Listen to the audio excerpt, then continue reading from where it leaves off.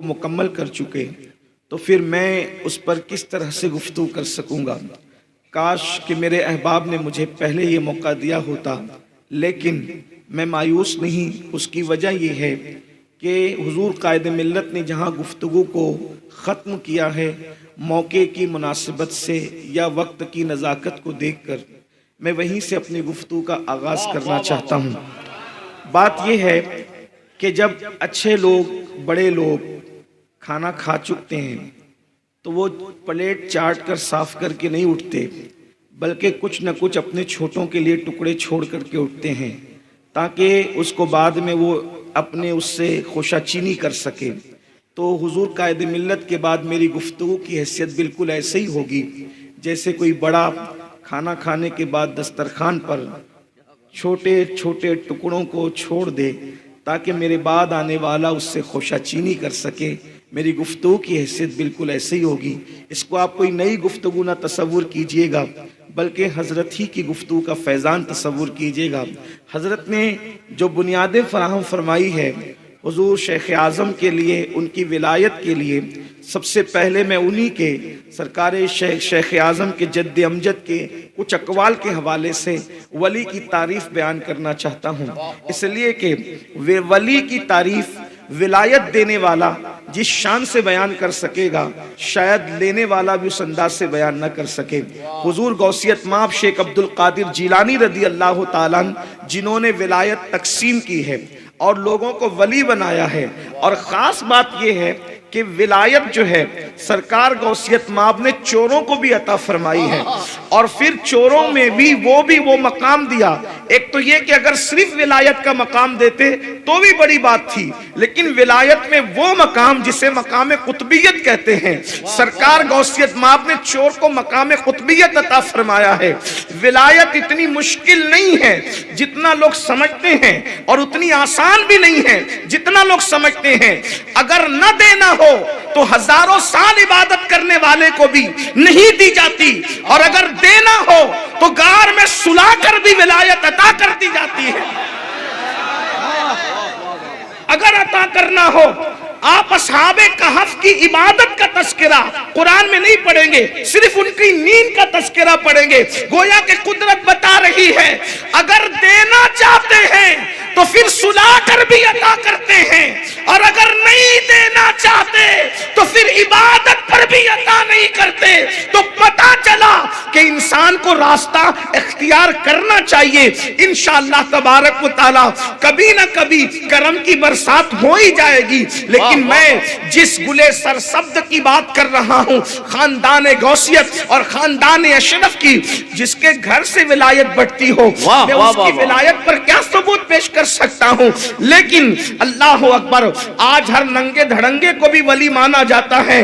अल्लाह अकबर, इसी तरीके से झूठी शोहरतें कर दी जाती है, अलग अलग मामलात कर दिए जाते हैं। लेकिन सरकार गौसे आजम फरमाते हैं वली की 12 सिफतें होती है, वली के अंदर 12 सिफतें होती है।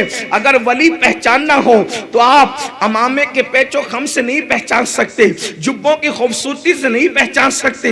विलायत को पहचानना हो तो हाथ में तस्बीह और बगल में मुसल्ले से भी नहीं पहचान सकते, बल्कि गौसियत माब रदी अल्लाह ताला अन्हु अपने मलफूजात में वली की 12 सिफतें बयान फरमाते हैं। और उन 12 सिफतों में हम शेख आजम की जिंदगी का जायजा लेंगे। क्या ये 12 सिफतें में, ये 12 सिफतों में हुजूर शेख आजम की जिंदगी का कोई गोशा मिलता है?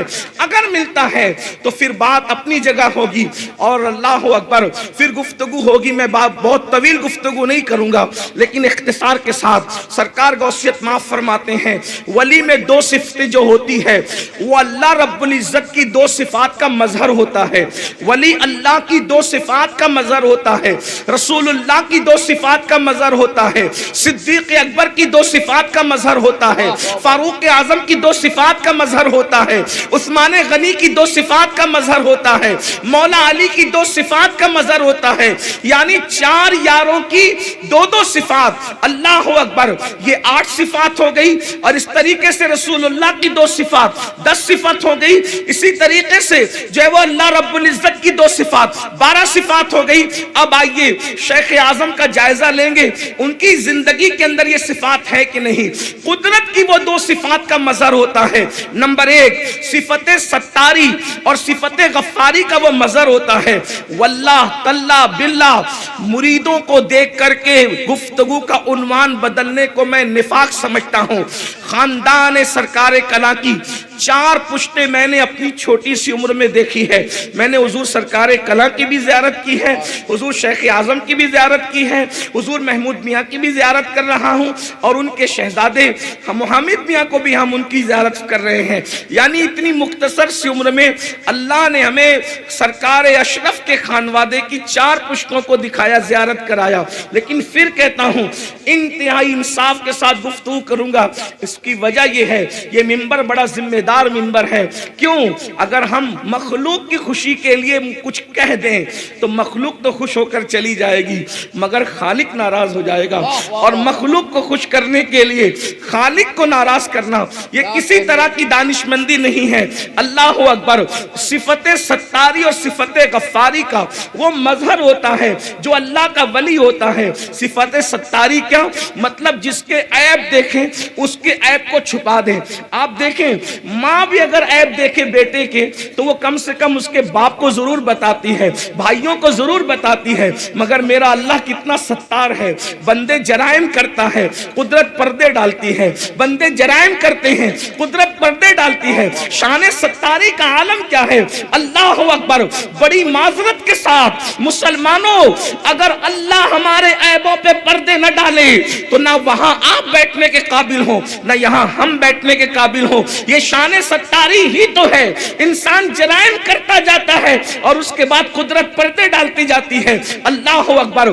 اس وقت تک پردے نہیں اٹھائے جاتے جب تک کہ انسان گناہ کرنے کا عادی ہو کر اس پہ دلیر نہ ہو جائے. مثال کے طور پر فاروق اعظم رضی اللہ تعالیٰ کے دور میں ایک شخص چوری کرتے پکڑا گیا, اور جب چوری کرتے پکڑا گیا تو آپ نے فرمایا اس کے ہاتھ کاٹ دو. اس نے ہاتھ جوڑ کے کہا سرکار پہلی مرتبہ کر کے پکڑا گیا ہوں.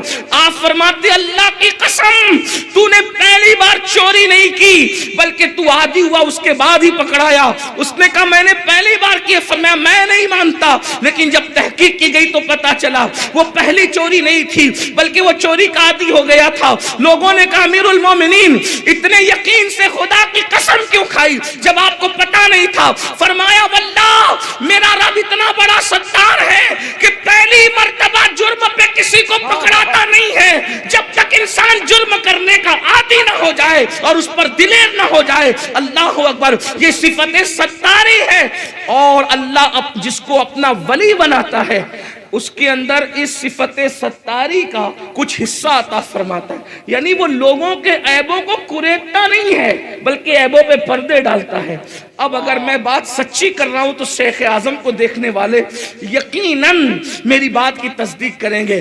شیخ اعظم اس ہستی کا نام ہے کہ جس کی محفل کے اندر کسی کے عیب بطور غیبت بیان نہیں ہوتے تھے, بلکہ جب بھی وہ گفتگو کرتے تھے یا تو تصوف کی گفتگو کرتے تھے یا تو بزرگوں کی گفتگو کرتے تھے یا تو اسلاف کی گفتگو کرتے تھے. اس لیے کہ جب پیر غیبت کرنے والا ہو جائے گا تو مریدوں کو غیبت کرنے سے کون بچائے گا؟ جب پیر لوگوں کی عیب جوئی کرنے والا ہو جائے گا تو عیبوں پہ پردے کون ڈالے گا؟ واللہ لوگ ڈاکٹروں کے پاس اتنا کھل کر کے اپنے معاملات بیان نہیں کرتے جتنا مشائخ کے پاس اپنے معاملات بیان کرتے ہیں. لیکن اگر وہی سب کے معاملات کو اوپن کرتا پھرے تو بتاؤ لوگوں کا حال کیا ہوگا؟ تو جسے قدرت دوست بناتی ہے اسے صفت ستاری سے حصہ عطا فرماتی ہے. اللہ اکبر. میں جلدی جلدی پڑھ رہا ہوں. نمبر 2 اسے صفت غفاری سے بھی حصہ عطا کیا جاتا ہے, یعنی معاف کرنا. اللہ اکبر.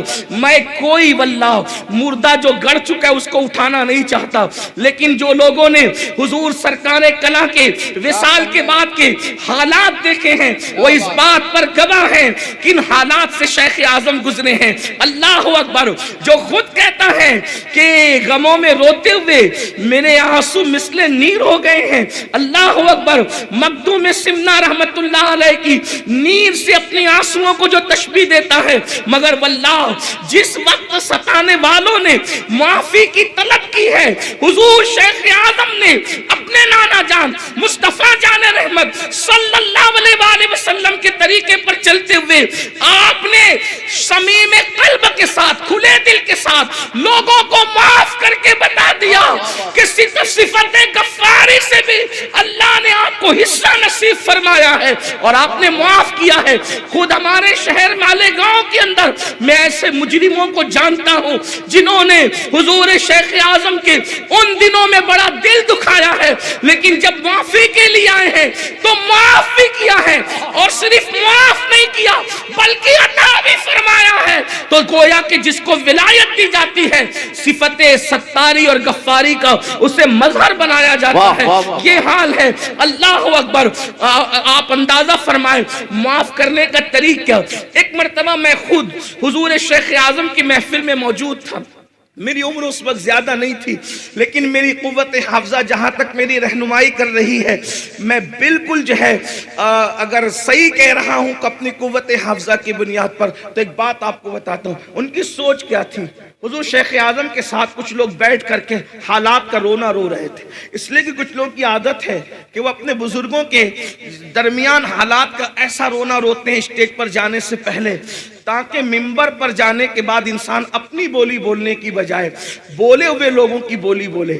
لیکن ایک جملہ آپ کو کہہ دوں، شیخ اعظم کی بارگاہ میں کام کرنے والوں کی قدر تھی، کان بھرنے والوں کی قدر نہیں تھی۔ حضور شیخ اعظم اللہ کے اس برگزیدہ بندے کا نام ہے، اللہ اکبر۔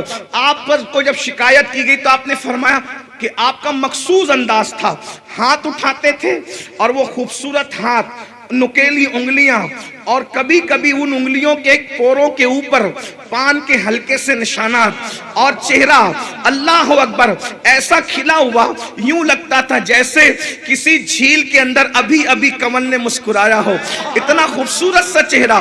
اور یہ بات انسان جو ہے بالکل شرح صدر کے ساتھ کہہ سکے کہ لوگ مولا علی کے بارے میں کہتے ہیں کہ وہ بہت زیادہ خوبصورت تو نہیں تھے، ہمارے شہر میں بھی کسی نے بکا تھا تو میں نے کہا تھا کم سے کم ان کی نسل ہی کو دیکھ لیتے، جب 1400 سال کے بعد حسن کا یہ عالم ہے تو اللہ اکبر، مولا کائنات کے حسن کا عالم کیا ہوگا۔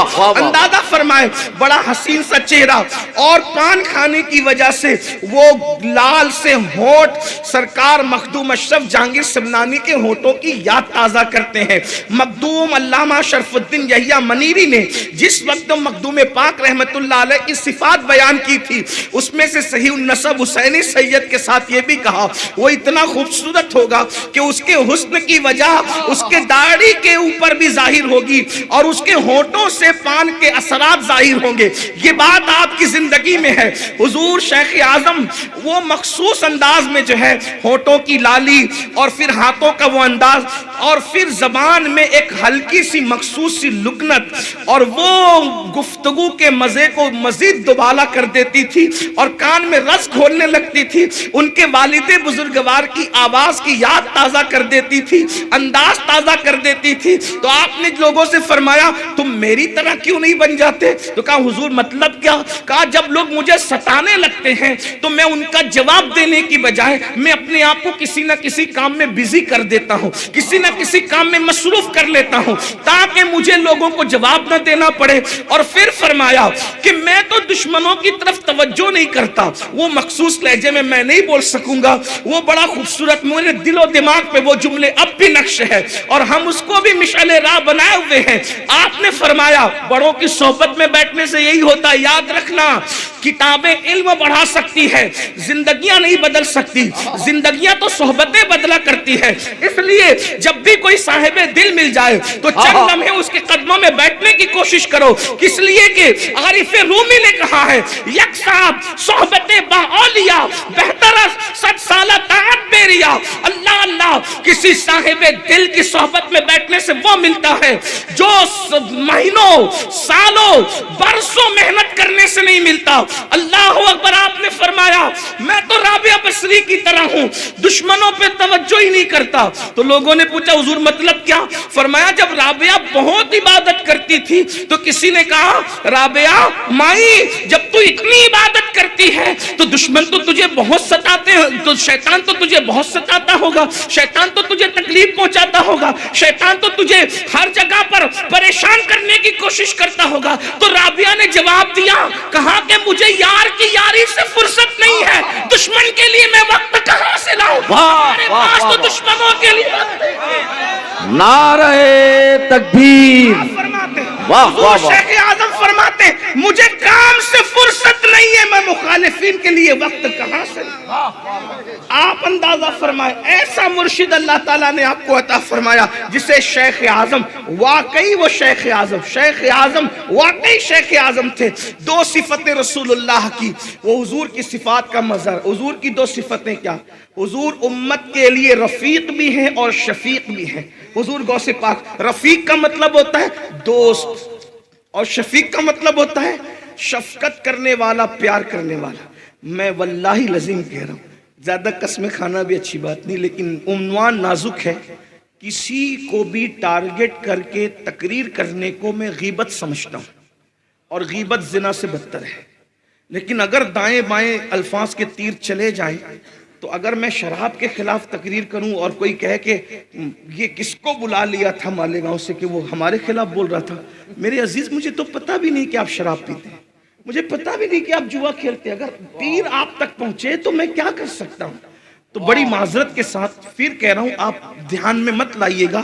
ٹارگٹ کر کے تقریر کرنے کو غیبت سمجھتے ہیں ہم, اور غیبت زنا سے بدتر ہے. یہ منبر اتنا مقدس اس لیے نہیں ہے کہ آ کے کسی کی غیبت کر جائیں, اور یہ بھی آپ کو کہہ دوں کوئی اتنا قیمتی بھی نہیں ہے کہ ہم اس کی غیبت کریں. امام حسن بصری فرماتے ہیں کہ اگر میں کسی کی غیبت کرتا تو اپنے ماں باپ کی کرتا. توجہ ہے آپ کی؟ اگر میں کسی کی غیبت کرتا تو اپنے ماں باپ کی کرتا. کیوں؟ اس کی وجہ یہ ہے کہ جب کوئی کسی کی غیبت کرتا ہے تو اپنی نیکیاں اس کے نام اعمال میں ٹرانسفر کرتا ہے اور اس کے گناہ اپنے نام اعمال میں لیتا ہے. تو بھئی اگر یہ کام ہی کرنا, اپنی نیکیاں کسی کو ٹرانسفر ہی کرنا ہے, تو میں اپنے ماں باپ کو کیوں نہ دوں؟ لیکن چونکہ غیبت حرام ہے, ماں باپ کی بھی نہیں کر سکتے, اس لیے نہیں کرتے. تو توجہ فرمائیں, رفیق اور شفیق ہوتا ہے وہ مرشد ولی اپنی قوم پر, اس طرح جیسے اللہ کے رسول رفیق اور شفیق تھے امت کے لیے. مطلب کیا؟ حضور کی رفاقت کا انداز کیا تھا؟ اگر مدینہ منورہ کے ننھے بچے حضور کا ہاتھ پکڑ کے کہتے یا رسول اللہ ہمارے گھر چلیے اور کھانا کھا لیجئے, اگر اللہ کے رسول کو بھوک لگی ہوتی تو اللہ کے رسول یہ نہیں دیکھتے کہ کسی کا جھوپڑا ہے یا کسی کا محل ہے. حضور کو جس نے بلایا, رفاقت کا عالم یہ تھا, رفاقت کا عالم یہ تھا, جس نے آواز دی حضور پہنچ گئے. اللہ اکبر. کس طرح پہنچے؟ انسان تو انسان جانوروں کی فریاد پر بھی پہنچ گئے, عقل مند تو عقل مند پاگلوں کی فریاد پر بھی پہنچ گئے. جس نے چڑیوں کی فریاد سنی, جس نے پاگل اونٹوں کی فریاد سنی, جس نے اللہ اکبر پاگل انسانوں کی فریاد سنی, حضور علیہ الصلوۃ والتسلیم کا انداز یہ تھا. رفیق ہوتا ہے وہ اپنی قوم پر جیسے حضور امت پر رفیق تھے. بڑی معذرت کے ساتھ آج تو ہم نے امیری اور غریبی میں جنازے بھی بانٹ دیے, امیری غریبی میں جنازے بھی بانٹ دیے, شادیاں بھی امیری غریبی میں بانٹ دی. بڑی معذرت کے ساتھ اگر کلکتہ کا کوئی مرید بیمار ہے اور مالدار ہے تو ہزاروں کلومیٹر سے سفر جو ہے وہ فون چلا جائے گا, حاجی صاحب آپ خیریت سے تو ہیں. لیکن اگر گلی کا مرید مر گیا ہے تو اس کے جنازے میں شرکت کے لیے وقت نہیں ہے. کیوں؟ اس لیے کہ ہم نے امیری اور غریبی میں جنازوں کو, شادیوں کو تقسیم کر دیا ہے. مگر اللہ کے رسول علیہ السلام کا یہ حال نہیں تھا. حضور کی شان یہ تھی, اگر پتا چلا کہ ابو جہل بیمار ہے, دشمن ہے, جان کا دشمن ہے, حضور اس کی بھی عیادت کے لیے جاتے ہیں. اللہ کے رسول کو پتا چلتا ہے کوئی یہودی بیمار ہے, اس کی بھی عیادت کے لیے جاتے ہیں. اگر کوئی غریب ہے حضور اس کے یہاں بھی تشریف لے جاتے ہیں, کوئی امیر ہے اس کے یہاں بھی تشریف لے جاتے ہیں. یہ رفاقت کا انداز اگر آپ دیکھنا چاہیں تو حضور شیخ اعظم کی زندگی میں دیکھ سکتے ہیں جب تک کہ پیر کام کرتے تھے، جب تک پیر کام کرتے تھے، آپ کا 10 دن کا قیام ہے، 5 دن کا قیام ہے، تو جس نے کہا حضور میرے گھر دعا کے لیے چلیے، زبان پہ نہ نہیں ہوتا تھا بلکہ برابر تشریف لے جاتے تھے، اس لیے کہ امیری غریبی وہ دیکھتا ہے میرے عزیز جس کی نظر پیسوں پہ ہوتی ہے، اور جس کی نظر یار کی رضا پر ہوتی ہے اس کے لیے امیر اور غریب تو یکساں ہوتے ہیں۔ ابھی آپ نے سنا حضرت سے کہ جس کی کوئی پراپرٹی نہیں، جس کا کوئی جو ہے وہ بینک بیلنس نہیں بڑھ چڑھ کر کے، اور اب بچوں کو آبائی مکان صرف وراثت میں ملتا ہے، شیخ اعظم اس بادشاہ کے عظیم سپوت تھے جس نے ٹھکرایا تھا تخت و تاج کو خدا کی محبت میں۔ وہ اپنے بابا کے راستے سے کیسے ہٹ سکتے تھے، کیسے بغاوت کر سکتے تھے؟ اس لیے کہ ان کا نام کسی مسجد کے مولوی صاحب نے اظہار اشرف نہیں رکھا تھا، کسی جلسے کے ناظر نے اظہار اشرف نہیں رکھا تھا، بلکہ کسی علم ظاہر کے علم العادات کے ماہر نے بھی ان کا نام اظہار اشرف نہیں رکھا تھا، جسے ہم شبیہ غوث اعظم کہا جاتا ہے، عارف باللہ کہا جاتا ہے، اللہ اکبر، ولی ابن ولی کہا جاتا ہے، انہوں نے نام رکھا تھا۔ اور اظہار اشرف کا مطلب کیا بیان کیا تھا؟ فرمایا یہ اظہار اشرف ہے، یعنی اس سے اشرف کا اظہار ہوگا۔ واہ واہ واہ واہ، جنہوں نے اشرف کو نہیں دیکھا وہ اظہار کو دیکھ کر کے سمجھ جائے گا کہ اظہار اشرف یہ ہے، اشرف کا اظہار یہ ہے، واہ واہ واہ، تو وہ اظہار اشرف ہوگا، یعنی کہ اشرف جس کی شخصیت میں آشکار ہوگا، اظہار سے جس اشرف کو ظاہر کیا جائے گا، ان کے کردار کو، ان کی سخاوت کو، ان کے حسن کو، ان کے جمال کو، ان کے اخلاق کو، وہ اظہار اشرف ہوں گے۔ اندازہ فرمائے تو یہ نام یوں ہی نہیں رکھا گیا، ایک عارف باللہ کی زبان سے نکلا تھا وہ نام، اور پھر انہوں نے واقعی اپنی ذات سے کردار اشرف کا اظہار کر کے بتایا، اور دنیا کو کہنا پڑا جب اظہار اشرف یہ ہے تو شان اشرف کیا ہے؟ نعرہ تکبیر، نعرہ رسالت، شیخ اعظم کانفرنس، فیضان مخدوم اشرف۔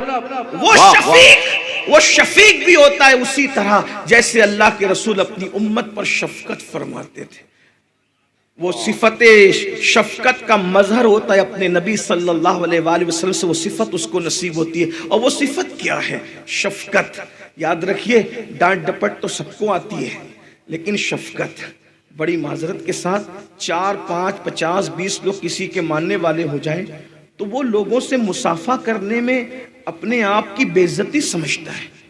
بھئی اگر ٹرین پکڑنی ہو، فلائٹ پکڑنی ہو، کوئی کھانا کھانا ہو، کوئی حاجت ہو، تب تو مصافحہ نہ کرنا سمجھ میں آتا ہے، آپ کو جا کر کے سونا ہی ہے تو اس کے بعد لوگوں سے مصافحہ نہ کرنے کا مطلب اس کے سوا کیا ہے؟ میں کوئی کرٹیسائز نہیں کر رہا ہوں، پھر کہہ رہا ہوں کوئی ٹارگٹ نہیں کر رہا ہوں۔ اللہ کے رسول کی شفقت امت پر یہ تھی، اللہ کے رسول کی شفقت امت پر یہ تھی، اللہ اکبر، کہ حضور سے اگر کوئی مصافحہ کرتا، حضور سے اگر کوئی مصافحہ کرتا، حضور کے ہاتھ بڑے نرم تھے، ٹھنڈے تھے، اور اتنے خوشبودار تھے کہ اگر صبح کوئی مصافحہ کرتا تو شام تک اس کے ہاتھ مہکتے رہتے۔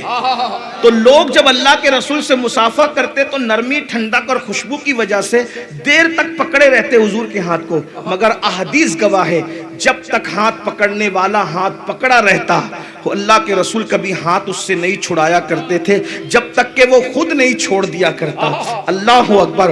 حضور شیخ اعظم کی زندگی میں آپ دیکھیں، اگر مصافحے کا موقع ہے تو اللہ اکبر، امیر بھی مصافحہ کر رہا ہے، غریب بھی مصافحہ کر رہا ہے، اپنا بھی مصافحہ کر رہا ہے، بیگانہ بھی مصافحہ کر رہا ہے۔ اور شفقت کا عالم یہ ہے، غصے میں جلدی آتے تھے لیکن جلدی سے غصہ چلا جاتا تھا، اور یہ بہت اچھے انسانوں کی علامت ہے۔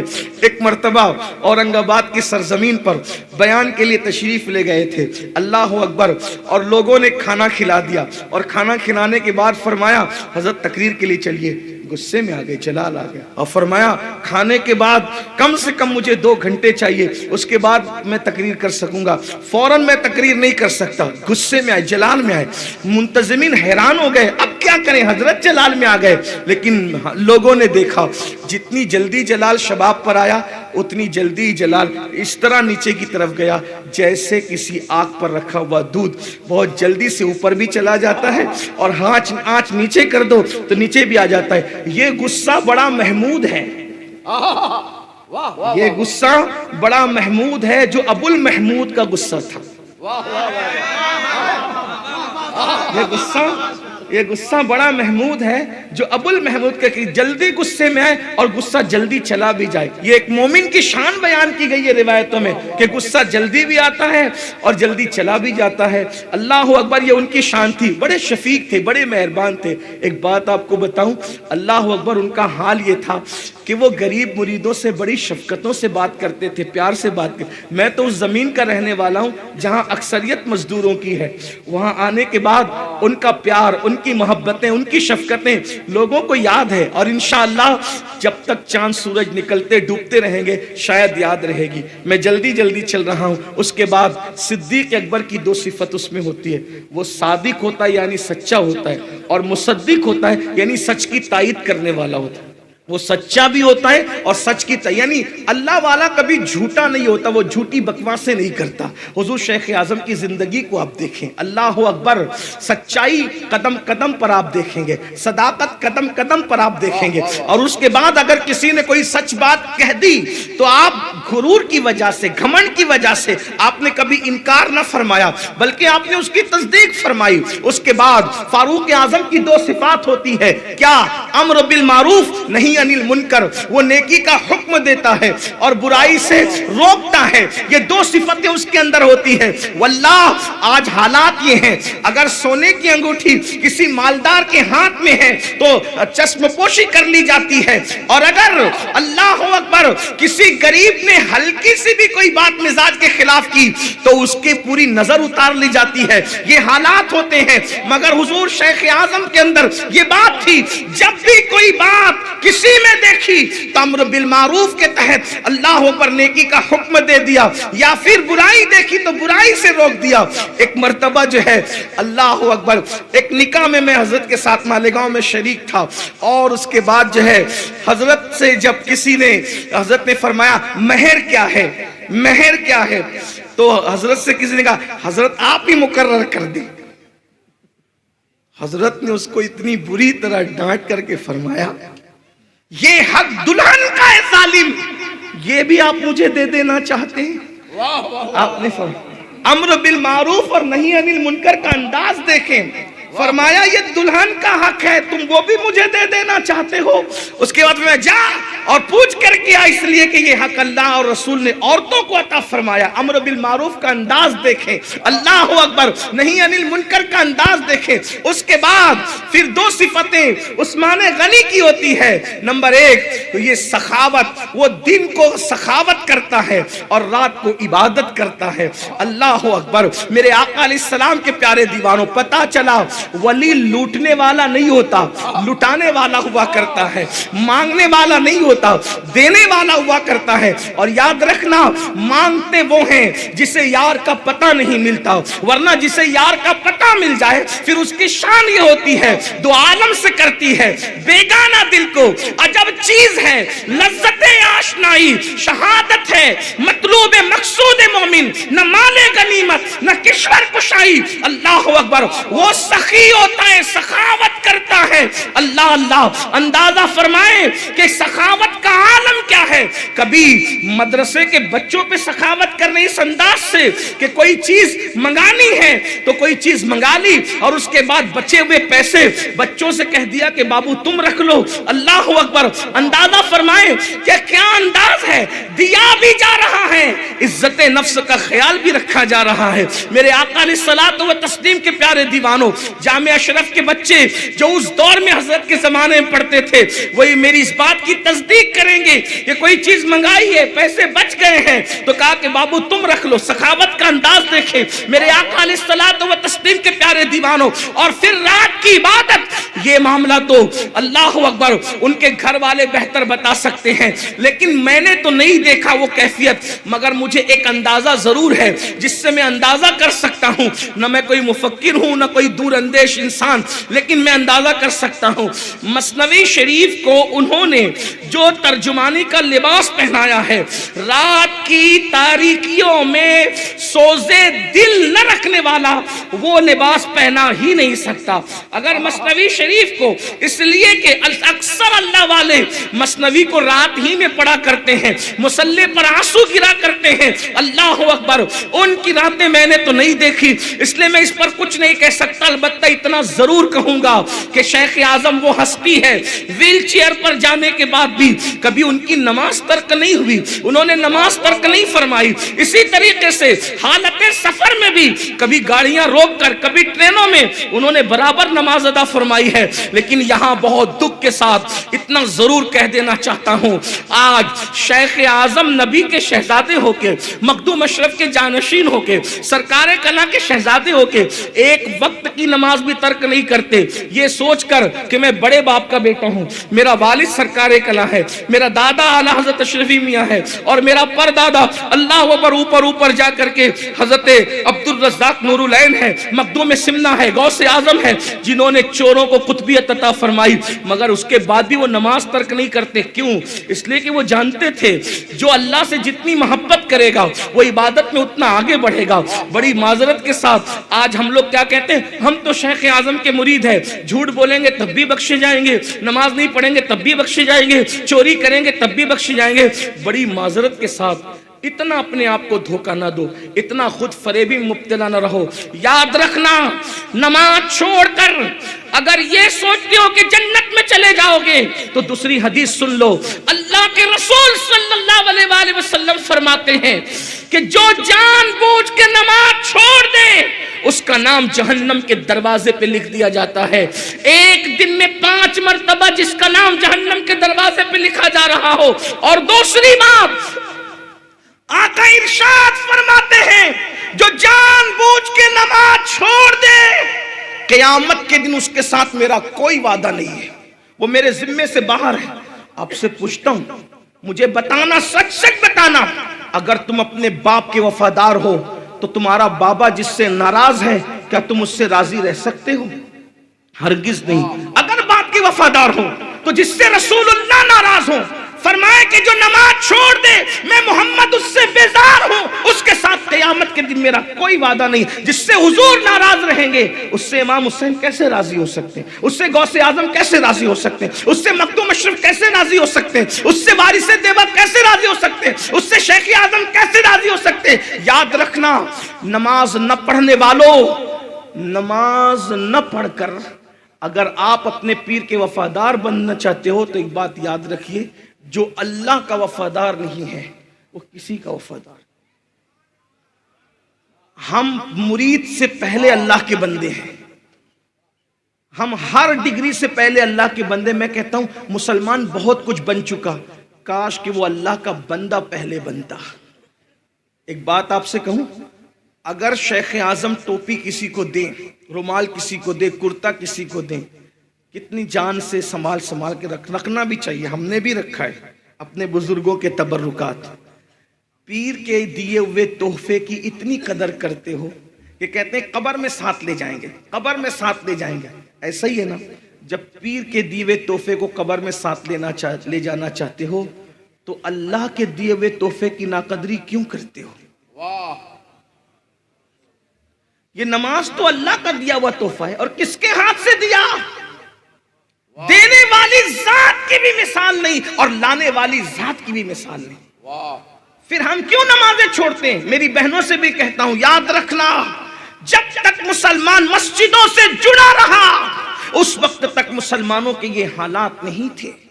جب تک مسلمان سجدہ کرتا رہا، در در کا بھکاری نہیں تھا، جب تک مسلمان سجدہ کرتا رہا قسم و پرسی کا شکار نہیں تھا۔ اس کی وجہ یہ ہے، اللہ اکبر، اللہ کے سچے رسول صلی اللہ علیہ وآلہ وسلم ارشاد فرماتے ہیں حضرت ابو ہریرہ سے، ابو ہریرہ بے نمازی کی صحبت میں بھی مت بیٹھا کرو، کیونکہ جہاں بے نمازی ہوتا ہے اس پر آسمان سے لعنت برستی ہے۔ اللہ کے رسول علیہ السلام نے فرمایا صحابہ سے، اے میرے صحابہ دعا کیا کرو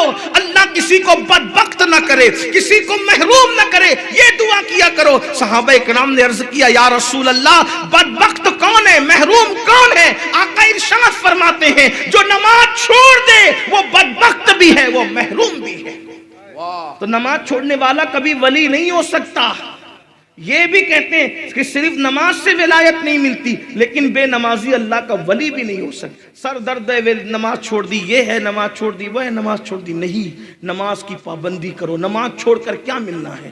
تو عثمان غنی کی دو صفات، سیدنا عثمان غنی کی دو صفات، نمبر ایک دن کا سخی، رات کا عبادت گزار، اور دو صفات مولا علی کی، مولا کائنات کی دو صفات۔ نمبر ایک وہ علم والا ہوتا ہے، یعنی ولی جاہل نہیں ہوتا، ولی جاہل نہیں ہوتا، علم والا ہوتا ہے۔ لوگ کہتے ہیں یہ کیسے ہو سکتا ہے؟ میں نے کہا جب تو جاہل کو اپنی بیٹی نہیں دیتا تو اللہ کسی جاہل کو اپنی ولایت کیسے دے گا؟ جب تیرے گھر کسی کا رشتہ آتا ہے تو تو بولتا ہے کہ لڑکا کہاں تک پڑا ہوا ہے، بیٹی دینے سے پہلے تو ڈگری چیک کرتا ہے، تو اللہ ولایت دینے سے پہلے اس جاہل کو ولایت دے دے گا؟ ہاں، لیکن یہ ضرور ہے کہ ہر ولی مدرسے میں پڑھا ہو یا نہ پڑھا ہو لیکن علم والا ضرور ہوتا ہے۔ کیوں؟ جس کو ولی بناتے ہیں کبھی کبھی کتابوں سے عطا کر دیتے ہیں، کبھی کبھی کسی کی نگاہوں سے عطا کر دیتے ہیں، لیکن علم ضرور دیتے ہیں، بغیر علم والے کو ولایت نہیں۔ تو فرمایا غوث پاک نے دو صفات اس میں مولا علی کی ہوتی ہے۔ نمبر ایک کیا کہ وہ ہوتا ہے علم والا، جیسے مولا کائنات کو اللہ نے علم دیا تھا، مولا علی تو باب مدینۃ العلم تھے۔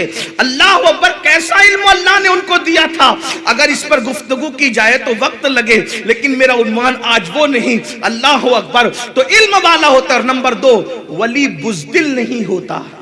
غوث پاک فرماتے ہیں علم والا ہوتا ہے اور بہادر اور شجاع ہوتا ہے اللہ کا ولی، یعنی ولی بزدل نہیں ہوتا، ظالم بھی نہیں ہوتا اور بزدل بھی نہیں ہوتا، اس لیے کہ جو ظالم ہو وہ بھی ولی نہیں ہو سکتا اور جو بزدل ہو وہ بھی ولی نہیں ہو سکتا۔ تو اب بہادر ولی ہوتا ہے۔ تو بہادر کسے کہتے ہیں؟ بہادر کی تعریف حضور نے خود فرمائی۔ صحابہ سے پوچھا بتاؤ سب سے زیادہ بہادر کون ہے؟ تو صحابہ نے کہا یا رسول اللہ جو شخص جو ہے سب کو پچھاڑ دے اور اس کو کوئی نہ پچھاڑ سکے وہ سب سے بہادر ہے۔ فرمایا نہیں، سخت غصے کے وقت جو غصے کو پی جاتا ہے وہ سب سے زیادہ بہادر ہوا کرتا ہے۔ تو جو ولی ہوتا ہے وہ شجاع بھی ہوتا ہے، بہادر بھی ہوتا ہے، وہ حالات سے پلپلے پن کو اختیار نہیں کرتا، وہ حالات کے دھارے میں بہ نہیں جاتا۔ آج دیکھ لیں ولایت کے ٹائٹل بھی ہے، بزدلی کا معاملہ بھی ہے۔ یاد رکھنا میں یہ نہیں کہہ رہا کہ معاذ اللہ مار دھاڑ کی بات کی جائے، لوگوں کو جھونکنے کی، یہ نہیں، لیکن کم سے کم اتنا دل گردہ تو ضرور ہونا چاہیے کہ ولی کو دیکھ کر کے پتا چلے جب یہ ایسا ہے تو کربلا میں امام حسین کیسے ہوں گے، ان کی شجاعت کیسی ہوگی۔ یعنی دنیا کچھ بھی بدتمیزی کرے، کچھ بھی کرے، وہ بزدلی کے ساتھ اپنے فیصلے کو نہیں بدلتا، وہ استقامت کا پہاڑ بن کر کے بہادری کے ساتھ ڈٹا رہتا ہے۔ اللہ اکبر۔ تو یہ 12 صفات جب کسی میں پیدا ہوتی ہے تب کہیں جا کر وہ ولایت کی منزل پر پہنچتا ہے۔ لیکن شیخ اعظم کو تو میں کس نام سے یاد کروں؟ بس اینڈ کرتے ہوئے عرض کروں آپ کے سامنے، شیخ اعظم کون ہے؟ جس وقت ولادت ہوئی ہے، ولادت اس وقت حضور اعلیٰ حضرت اشرفی میاں شیخ المشائخ انڈیا میں نہیں تھے بلکہ مدینہ منورہ میں تھے۔ جب آپ کی ولادت ہوئی، آپ کی ولادت حضور سیدی اشرفی میاں رحمت اللہ علیہ کی ظاہری حیات میں ہو گئی تھی۔ نام بھی آپ نے رکھا، حضور سیدی سرکار کلاں رحمت اللہ تعالی علیہ نے جو ہے وہ اطلاع دلوائی کہ جو ہے وہ آپ کے یہاں پوتا آیا ہے، نام تجویز کر دیا، میں نے بتا دیا آپ کے سامنے۔ اس کے بعد حضور اشرفی میاں جب کہ چوچا شریف تشریف لائے، اب حضور شیخ اعظم کو جاننے کے لیے کوئی لمبی چوڑی تقریر کرنے کی بجائے صرف یہ اشرفی میاں کون ہے جن کے بارے میں امام اہل سنت کہیں اشرفی اے رخت آئینہ حسن خوباں، اے نظر کردہ وہ پروردہ سہ محبوبہ۔ امام اہل سنت سیدی اعلیٰ حضرت فرماتے ہیں میں نہ کسی کا لکھا ہوا کلام سنتا ہوں جلدی سے، نہ کسی کی تقریر سنتا ہوں، اس لیے کہ وہاں معیار ہی کچھ اور تھا۔ معیار کہتے ہیں میں کلام سنتا ہوں کسی کا لکھا ہوا، یا تو کافی مراد آبادی ہے یا تو اپنے بھائی مولانا حسن بریلوی ہے، باقی اور کسی کا کلام نہیں سنتا، کیونکہ لوگ کچھ کا کچھ کہتے ہیں کلام میں۔ معیار کیا ہے؟ آج بھی دیکھیں کیا معیار ہے، لکھنے والوں کا معیار کیا ہے؟ اس پہ پانی ڈال دو گرم، اس کو مار ڈالو، اس کو کاٹ دو، یہ کوئی نعت ہے؟ اندازہ فرمائیں کیا ہے؟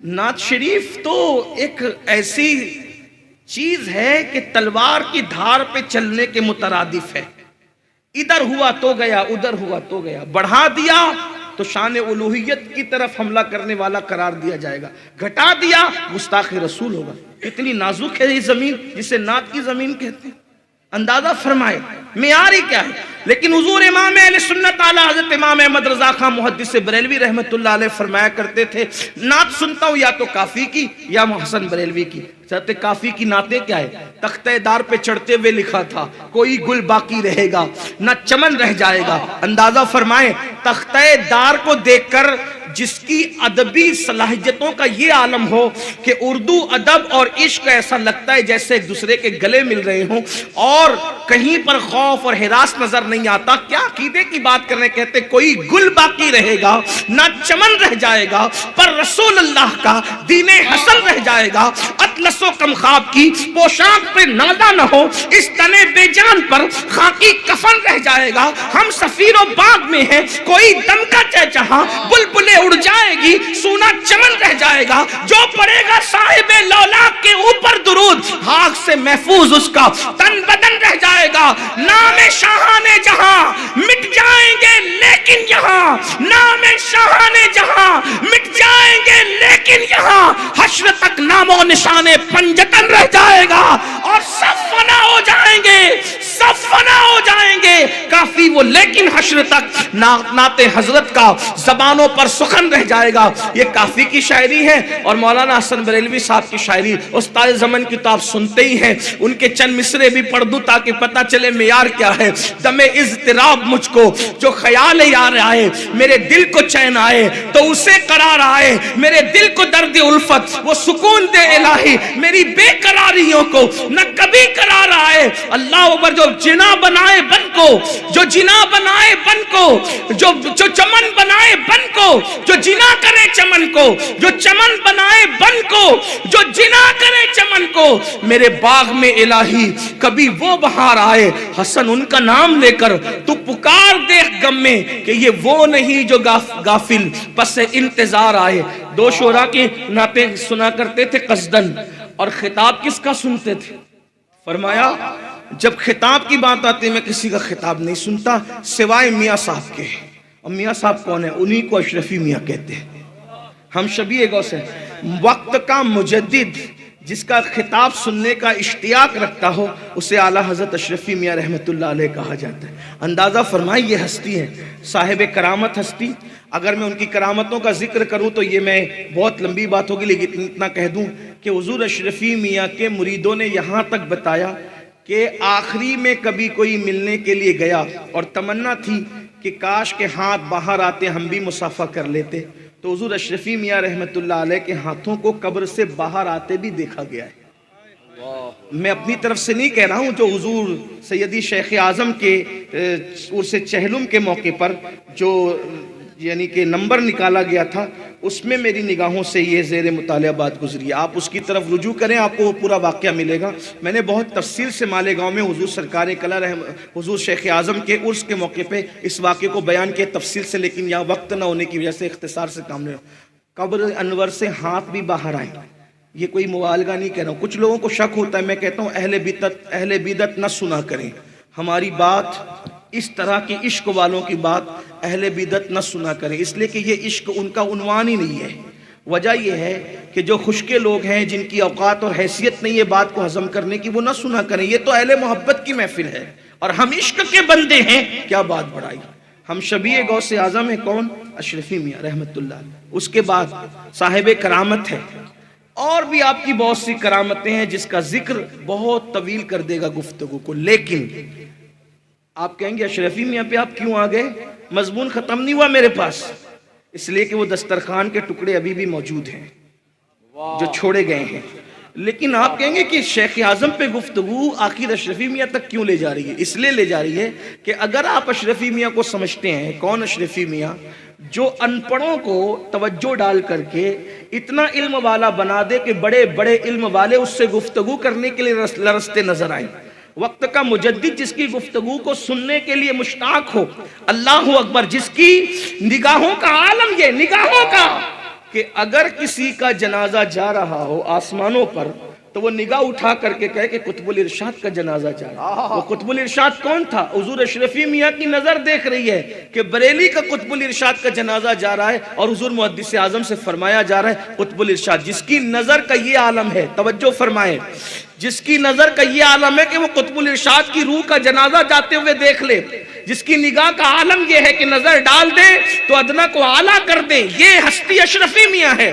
اب جب مدینہ منورہ سے حضور اشرفی میاں آتے ہیں، حج کرنے کے بعد فارغ ہو کر آتے ہیں، تو اپنے پوتے کو اپنی گود میں لیتے ہیں، اور گود میں لے کر کیا فرماتے ہیں؟ حضور اشرفی میاں حضور شیخ اعظم کو گود میں لے کر کیا فرماتے ہیں؟ اللہ اکبر، مجھے ایسا لگتا ہے، اللہ اللہ، حضور اشرفی میاں جیسا چاند سا چہرہ اور ان کی گود میں ایک چاند سا چہرہ جب ایک دوسرے کے آمنے سامنے ہوئے ہوں گے تو آسمان پر تو ایک ہی چاند ہے، لیکن اس وقت اس خطہ زمین پر دو چاند ایک ساتھ جمع ہو گئے۔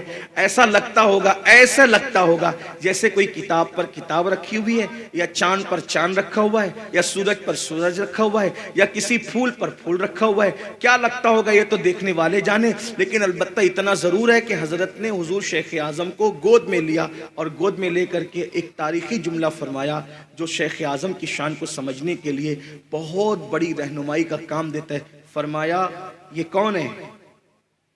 حضور شیخ اعظم کی طرف اشارہ کر کے میں، یہ کون ہے؟